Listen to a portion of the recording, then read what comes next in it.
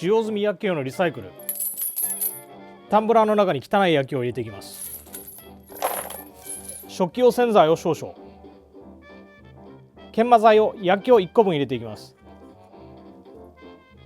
そしてこちらステンレスの棒、ミディアと言いますけども、これを入れていきます。そして水に半分浸かるぐらいまで水を入れます。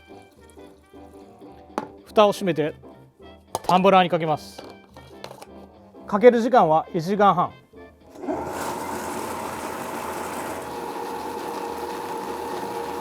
回し終わったタンブラーをここに注ぎます。